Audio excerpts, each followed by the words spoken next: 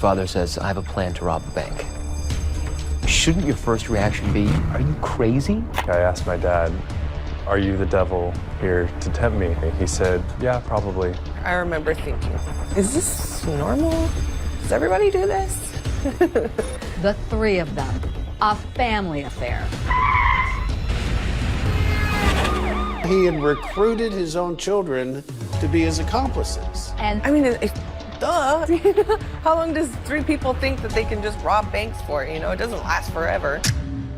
You got your kids involved in this, and you're asking them to do time for you. Who would want their own child ever arrested, much less doing hard time behind bars? They'll be fine.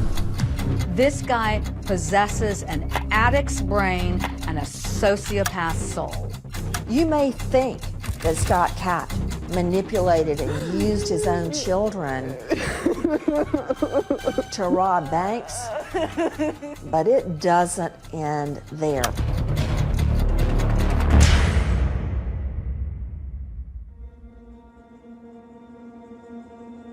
On October 1st, 2012, in Katy, Texas, a suburb of Houston, it was a pleasant afternoon, 1:50 p.m. It's a little bit quiet on this particular Monday. Not a lot going on at all. You know that lazy feeling you get after you have lunch and everything gets kind of quiet and subdued? That was exactly the atmosphere in First Community Credit Union. There were 7 people inside the bank. All employees? Yes, sir. And a silver Ford Focus drove down a street called Cinco Ranch Boulevard toward First Community Credit Union, and the car stopped near the bank, and out come 2 men. What we're seeing here is the 2 suspects have arrived on the scene. And they have on orange vests like construction workers or street crossing guards often wear. The first thing that stood out to me were the bright orange construction vests they had on. And I thought to myself for a split second, what are they here to fix? One man has a painter's mask on his face. Another man is wearing a fake mustache. They're wearing blue latex gloves. One of the men rushes toward a teller and says, "Give me everything you've got. I've got bills to pay." What goes through a banker's mind when a robbery happens? Fear, just to do what they say, give them what they need, they have guns. It was pretty brave on her part. One of them jumped the counter, one of them rounded up everybody in the office. You can see that he... Several of the tellers were actually still on their lunch break back in the break room. Were you having lunch? What were you doing on the break? I was sitting in there, I was heating up some food, I was talking on the phone. One of my other coworkers was in there, she had just come in to have her lunch. They didn't even realize anything was happening until they see a blinking alarm going off. And I just kind of stopped and I looked up and I told the person on the phone, I was like, I've got to go. To open the safe. The only thing, my stomach, I felt scared for my coworkers. They asked somebody where the back door... This door right here is the back door of the bank, and this is where they busted out the door. That moment it hit me. They just robbed us. It took everything I had to remember, oh my God, look out the window and look for them. So these blinds, I did like this real quick. They literally walked down the sidewalk fast as they could until they got to the curb, and then they stopped and they just kind of casually walked to the car. Bank employees just inside here saw them heading down the alley, and one of them said she saw which was the car parked over here. And this is the first time we get the description of a silver vehicle. And they're gone. What seemed like 30 minutes was, I believe they were in and out in less than 3 minutes. Because they knew exactly what they were doing, they had done this before. When you heard that this bank had been robbed, were you at all surprised? I was, because we'd had a previous bank robbery here about 6 months prior, and I was thinking, well, that guy's in jail, who's robbing it now? That detective and other Texas lawmen I interviewed for this story had one question. Who were these guys brazen enough to knock off a bank in the middle of the afternoon during bank hours And investigators immediately try to find eyewitnesses, noticing that there's a chiropractor who works right next door. He had noticed two men wearing contractor reflector vests as if they were simply taking a break. They were sitting right there next to my back door. Like against the wall? Yeah, they were actually, Yeah. They were actually right here. And that's unusual for anybody to be sitting here in the middle of the day. So I said, you know, hey, how you guys doing? And they said, fine. And I told the little guy, I said, nice mustache. And he kind of giggled a little bit. Could you tell that the mustache was fake? Oh, it was fake. Yeah. Oh, you could tell. And then the FBI A closer look at the older bank robber reveals that he's got a... We believe that there is someone on the outside of the bank giving them a hand. So they had those trash bags. How much money did they actually get put in there? A little over $29,000. It's a pretty good haul. I've had bank robberies where they've had $3,000 or $4,000 total. Can you imagine what these employees... Oh my goodness. A series of really jaw-dropping discoveries about these robbers. For one thing, this isn't the only bank they've robbed. There was a robbery with similar MO at the Comerica Bank. And all of the employees there, that there was something special.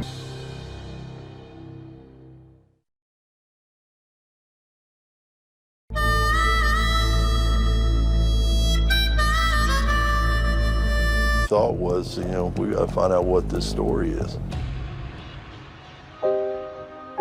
It'll eventually lead from the Lone Star State all the way to the Pacific Northwest and back in time to when a man named Scott Catt met Beth Worrell.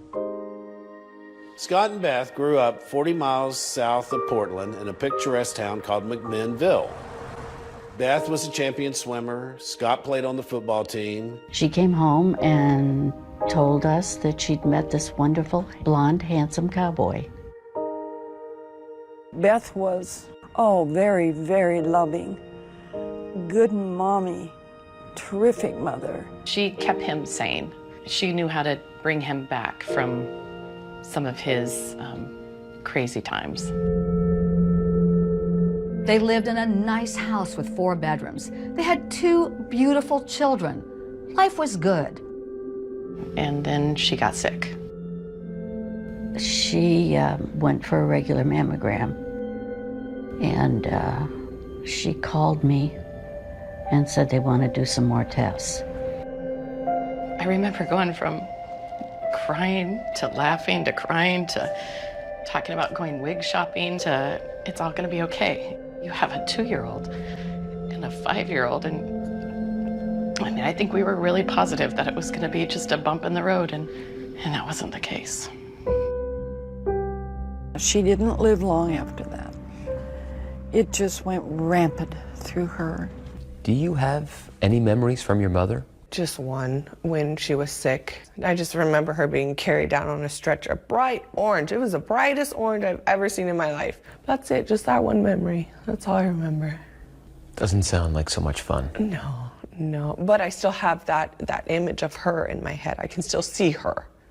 You know, even if she was on a stretcher, I could still see her face, which is cool. In the years after Beth died, Scott goes to pieces. He begins drinking, he's doing drugs, he falls into a depression. He does let alcohol get a hold of him. He turns to cocaine. He begins to slide and lose his footing. But somehow, despite his life falling apart, he manages to hide it all from the kids. To his credit, Scott picks up where Beth left off. He's playing the role of mother and father and doing a very fine job of it. My dad was right there for everything. It was always just us 3. He cooked for them. He cooked lavish meals for them. He was the president of their swim club. We go before school, we go after school, swim meets on the weekends. I mean, it consumed our life, but we loved it. We were part of a team. It was our swim family, and my brother was always there, and he was my favorite person in the world, and he still is. We were very close. My sister is the only consistent thing I've had my whole life, and I'm the only consistent thing that she's had too. I can just look at her and know what's on her mind, what she's worried about. Despite the fact that outwardly it seems like a solid cat family foundation. The fact is, there were cracks. His persona outside the house was Dad of the Year, Volunteer of the Year. He said all the right things. He did all the right things. He took his kids to church. And then once he was home and he was alone, I think the real Scott came out. There wasn't really a disciplinarian. I mean, there was no one there hounding us to do homework or keep up our grades. Did you guys start drinking in the house? You Oh, and yeah. Hayden? How old were you when that started? High school. And then he told me he got his dream job in Texas. A Texas recruiter calls him and says there's an engineering job with a Houston area oil company. So many bad memories here, he wanted to get away from it. It would be a fresh start for everybody. And no matter how good Scott's jobs are, it always feels like the family is just a little bit short of money. And so Scott goes to his son Hayden with this insanely outlandish idea. Hey, we're gonna rob banks together. He says, I made a decision that this is what I want to do. I want to rob banks for a living. When he approached me and said, would you be willing to do something to get some money more illegal than selling drugs? And I said, yes. Your father says, I have a plan to rob a bank. Shouldn't your first reaction be, are you crazy? Looking back on it, I can't believe that wasn't my first reaction. Why did you go along with it so easily? I had a real struggle and a real internal struggle. I knew it was wrong, but I was really motivated by the money. Now, it's bad enough that Scott asks his own son, Hayden, to commit this felony with him, but then he ups the ante. He used Hayden to convince Abby to going along with the plan to rob banks. How did you react? Well, the way that he presented it to me was like, we need you in order to be successful. And then it was just like, okay, you know. Like, why did they need you? Well, so that they didn't have to drive. Did you have any hesitation about this? Really, there was no question. I was going to do it. There was no questions. I had no questions. They told me they needed me, so I did it.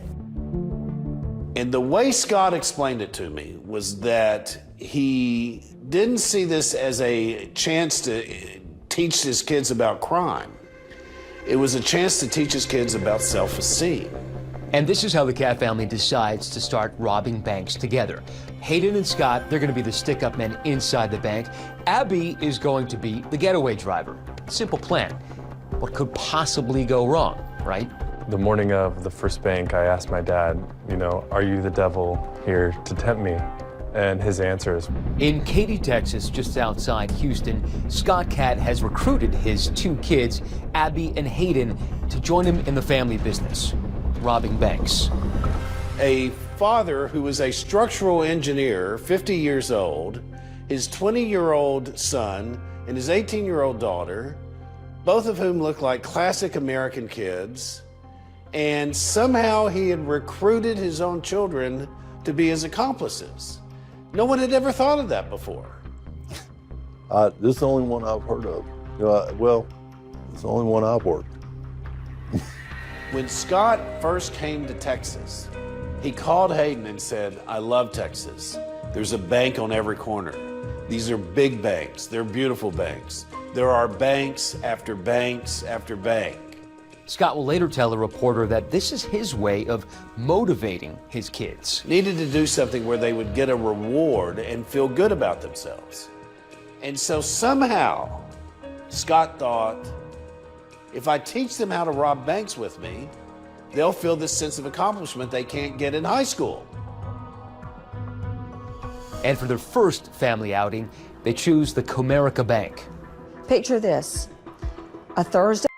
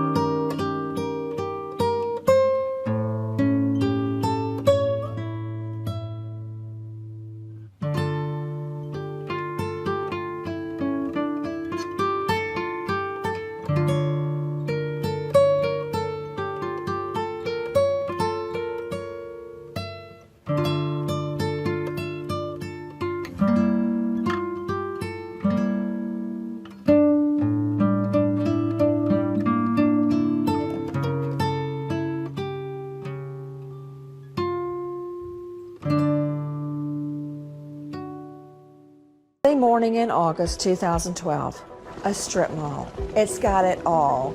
It's got the donut shop. It's got the Radio Shack. It's got the wedding dress shop. And it has a bank, a Comerica bank, wedged in with all of the other businesses. Now, the getaway driver is Abby, and she's just recently gotten her license, barely knew how to drive stick. Now, this is something they definitely don't teach you in driver's ed. How long did it take you to drive from your house to the bank? Oh, a minute. 2 blocks away. You robbed the bank 2 blocks away from your own house. Does your dad do like a mental checklist for everybody? Like remind everybody what their jobs are gonna be? You know, like, okay, well, drop us off here, and then, you know, we're gonna walk here, and then, you know, pull around back, and you pick us up here. The daylights out of everybody in the bank. Give us all your money.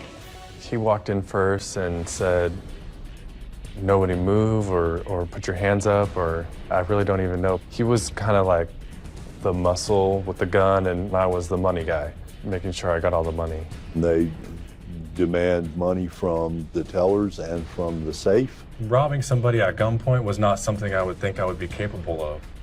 But when I opened the door to that greed, it wasn't an issue anymore. And in fact, I was probably willing to do more than that. Were people scared? Absolutely. That's been one of the hardest things to deal with, is the look of fear on some of those people's faces. I was actually shaking so bad that the employees grabbed the bag and started throwing money in for me.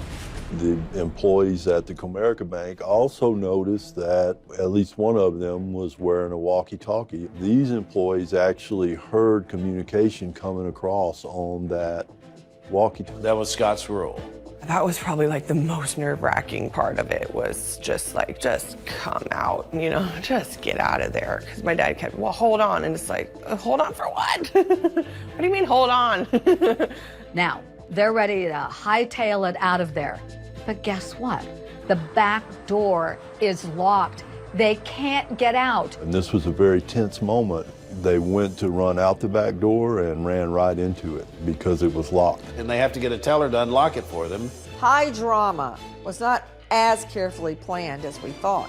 Did you just drive right back home, the 2 blocks home? Yeah, I did. It was a stick shift, and I could barely like do the stick. You know, when you take off, you got to make sure you take off without killing it. And I was like, They walked away with $70,000, which is a huge haul in the bank robbery business.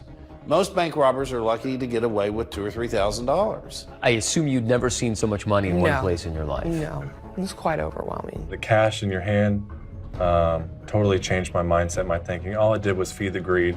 All I wanted was some more now. So you were willing to rob again? I was, yeah.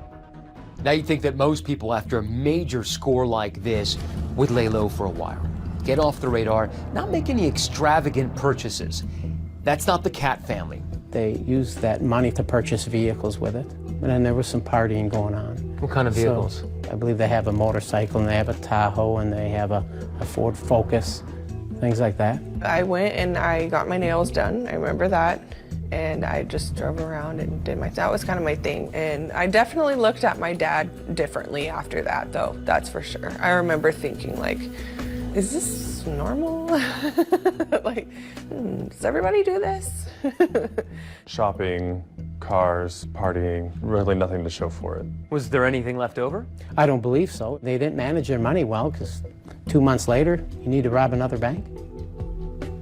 How long could you last with $70,000? The problem for them wasn't so much the pre-planning; it was the post-planning that was the problem for them. And are you thinking to yourself, what is happening here? It was kind of like a dream. It was kind of unreal. And soon they realized the money was gone. Within just 2 months, the Cat family is already running out of money, and they begin plotting their next heist. But this time, called down because they were so nervous, and I'm like, this is not, we need to just not. My dad very, very much, no, we have to. We have no money, we have to.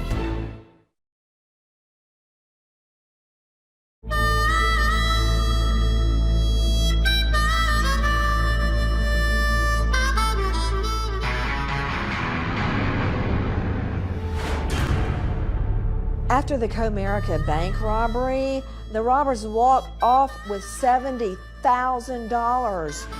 And in no time at all, it was all gone. So imagine you're a father who has just pulled off a bank heist using your 2 children. You might say to yourself, wow, what did I just do there? You'd think maybe that's what Scott would have thought. Oh, but no. He had no inclination to keep his kids out of it. He thought they were a great team. So they start looking around, and what do they see? They lock in on the First Community Credit Union.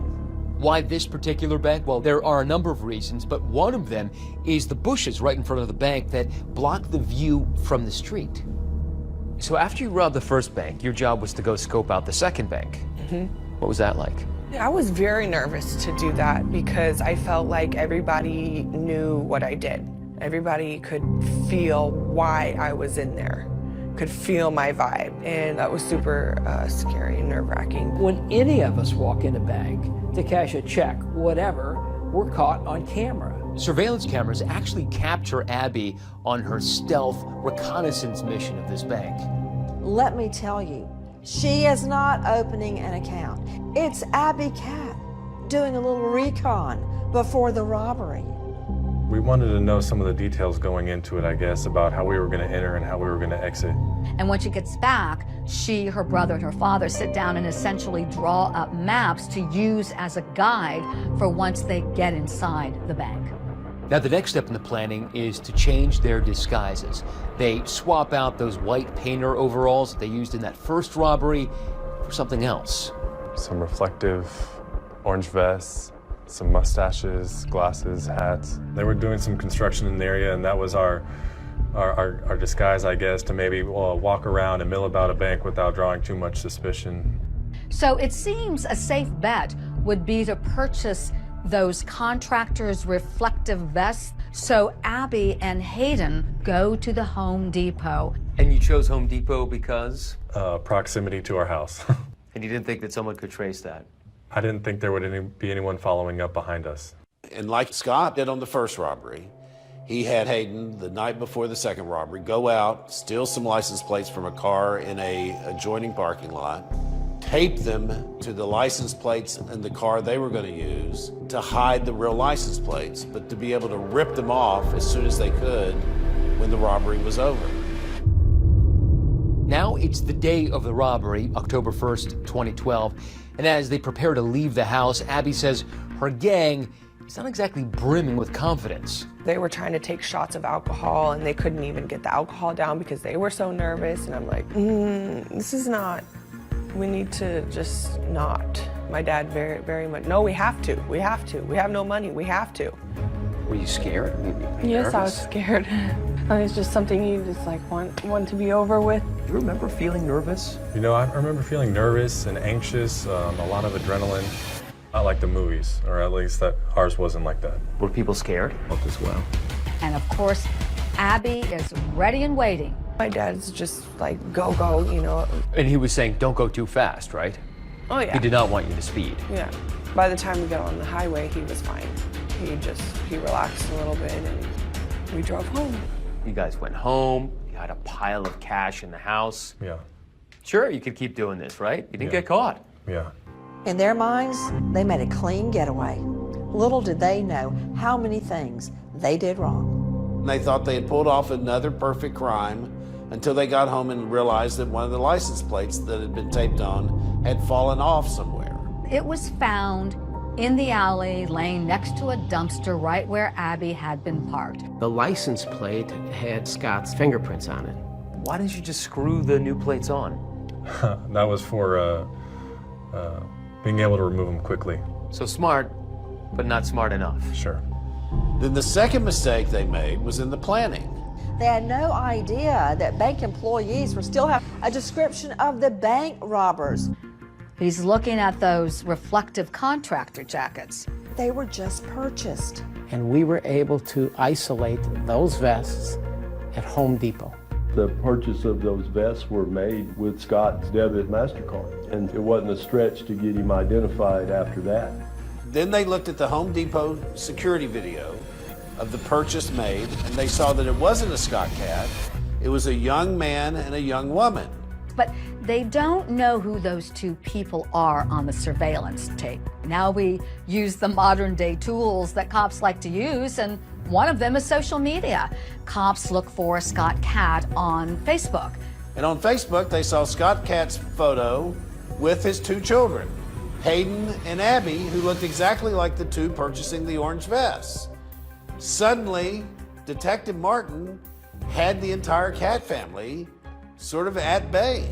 Did you think that that would be the thing of everything that gave you guys up? Not even a little bit. They go back and look at more video, and they find Scott Cat buying painter's mask. So at that point, they've got it all. A man and his two children are now in custody tonight, accused of robbing. It wasn't until they took the Katzes into custody that the police really realized how horrible a father Scott really was. Abby called and she was yelling at me. I'm in jail and I need $10,000 to get me out of here. Get me out of here right now. And I said, you have to get that money from your father. She says, he's the reason I'm in jail.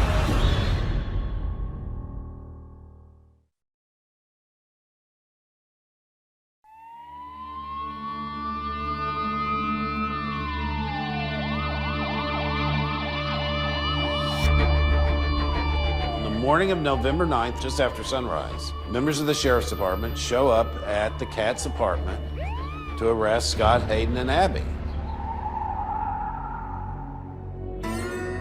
They have no idea that Scott and Hayden were planning to do a robbery that very day, and they were just waiting for Abby to show up in the getaway car.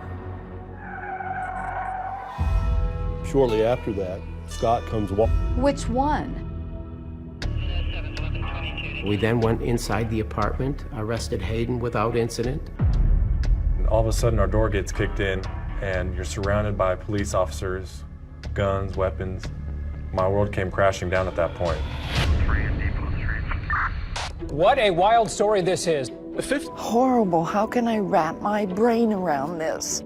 It was so unbelievable, and all I could think of was I was glad their mother was gone.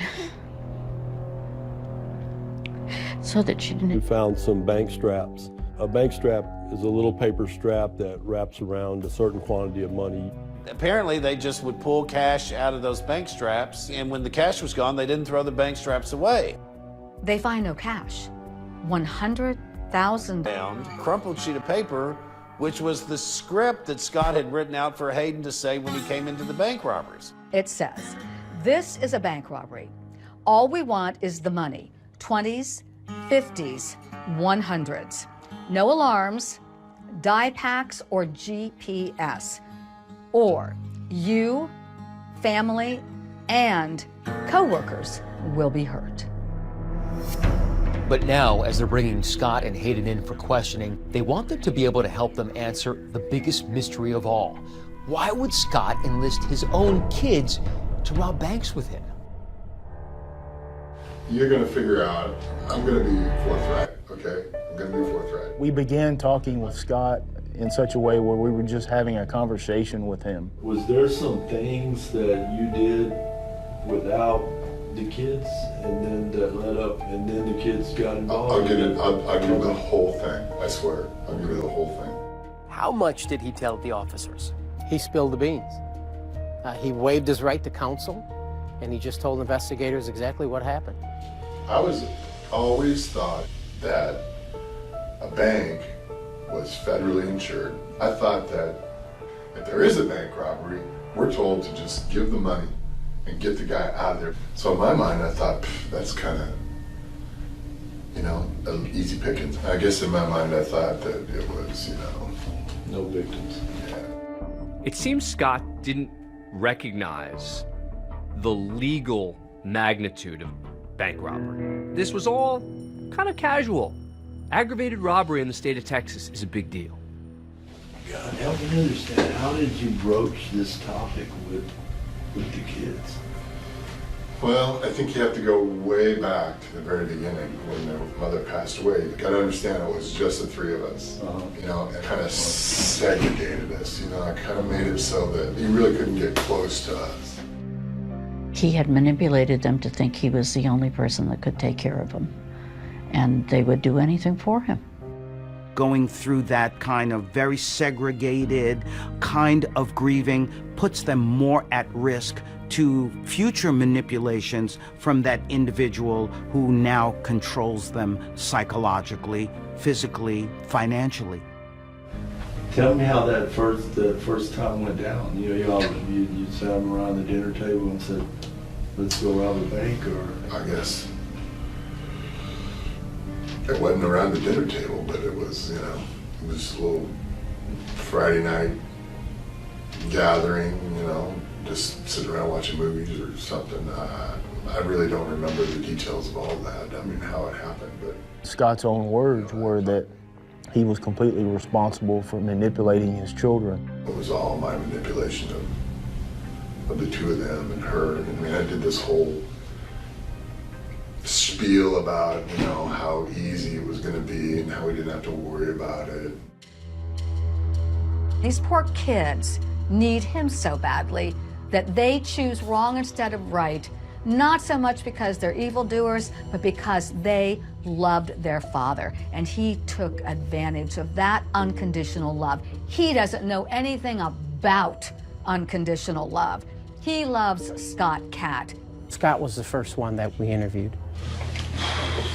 And then we interviewed Hayden. Okay, Hayden, before we start. When Hayden's initially approached by law enforcement, he said he didn't want to talk to them. And have you talked to your father? Yeah. Okay. And then did your father give you any advice? Just to cooperate. But after having a conversation with his father, Scott, he then decided to tell them the truth. It's a great example of how much control Scott has over Hayden. Is anybody forcing you to do this? No. You doing this on your own? Yes. Because you want to cooperate. Is that right? Yeah. Okay. How did it feel to confess? To be honest with you, I was still full of some pride. I was still full of some arrogance. Oh, so you felt good about it because you were bragging? Yeah. Not surprising he feels that way. Remember, Scott told him bank robbing would boost his self-esteem. So he approaches you about this, and then tell me, how did it progress from there? Well, you know, I was scared. You know, I was really scared at first. It's so heartbreaking when you think about it. The point here is that Hayden does what Daddy says. He definitely, as far as like what to look for in a bank, he, you know. That Scott Catt manipulated and used his own children to rob banks, but it doesn't end there. Scott confessed, Hayden confessed, and then Abby was brought into the interrogation room. You know, he's always been there for me. He's been the only person that I have, so it was just like, okay, almost, you know. If you thought a parent manipulating their children into robbing banks was bad, well, wait till you see what happens now that they've been caught.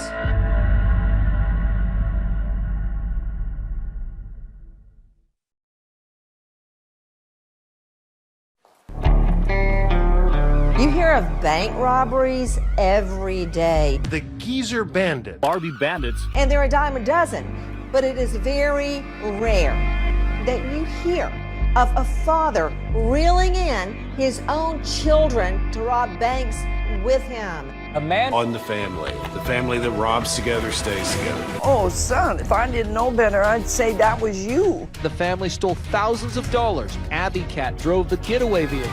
People were fascinated with Breaking Bad. What the hell is wrong with you? We're a family. I think they kind of see some of the same thing with this particular story. How did such an ordinary-looking, normal family... Them to do time for you. It says it right here. Where did you get this?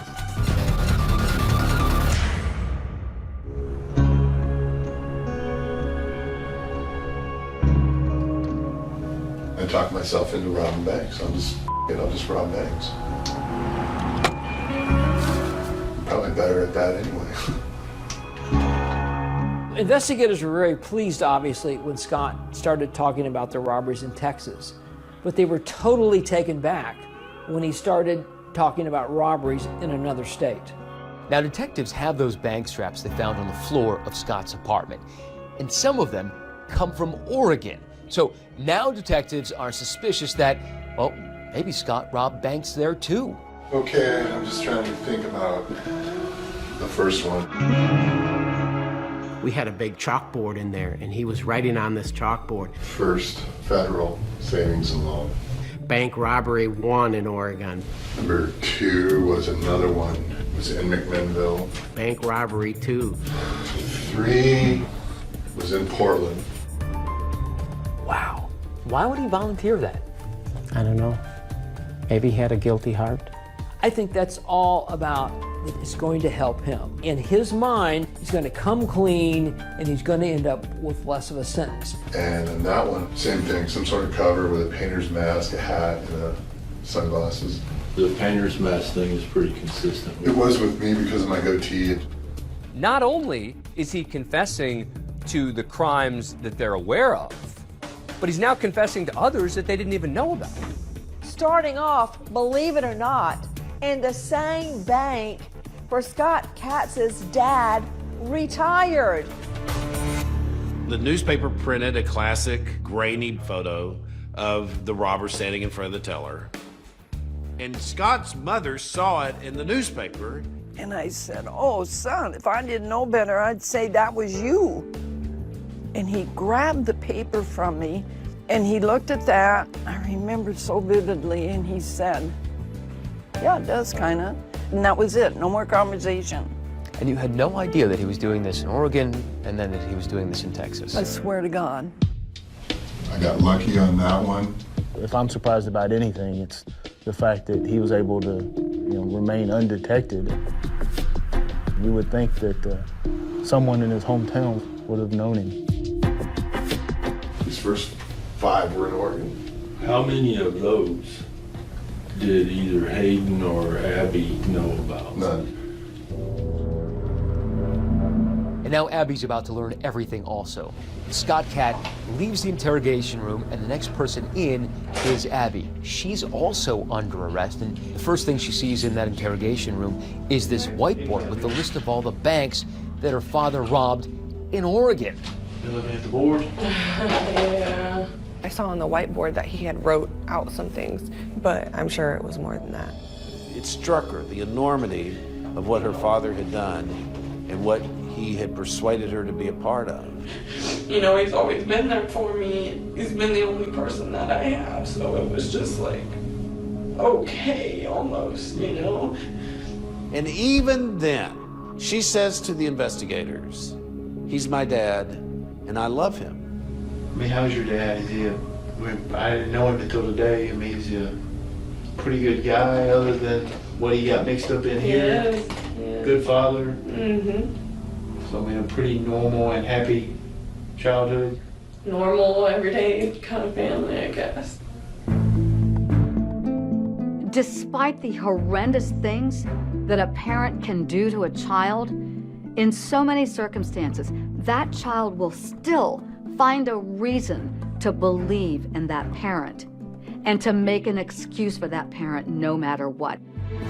I've trusted him my whole life, and I just